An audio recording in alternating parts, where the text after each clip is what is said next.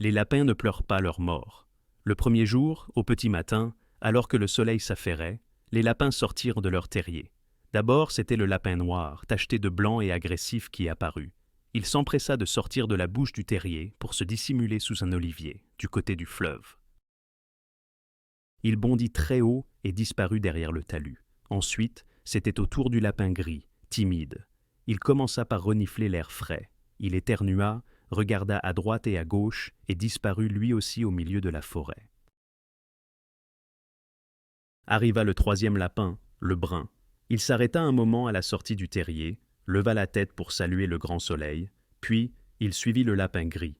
Le soir, quand le soleil se faisait lourd et se cachait derrière la montagne, de derrière un rocher, le lapin noir jeta un regard sur les lieux, puis léger, il regagna le terrier.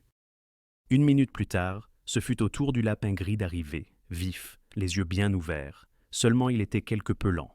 Il enfouit sa tête à l'entrée du gîte et se perdit dans le noir. Puis, il n'y eut plus de mouvement du côté du terrier.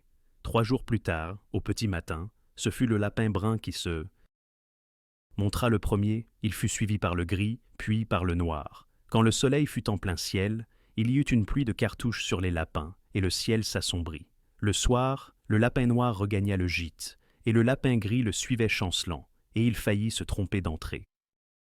1 semaine plus tard, par un soir aussi calme et lourd qu'un cimetière désert, seul le lapin noir regagna le terrier.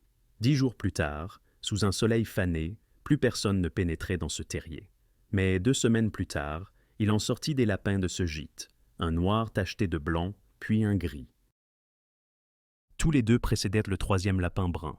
Ils reniflèrent les plantes qui ont poussé à l'entrée du terrier, léchèrent la rosée qui recouvrait les fleurs à leur réveil, puis bondissant, ils s'enfuirent au milieu du pré. Les lapins étaient tous petits, à peine plus grands qu'un rat de maison.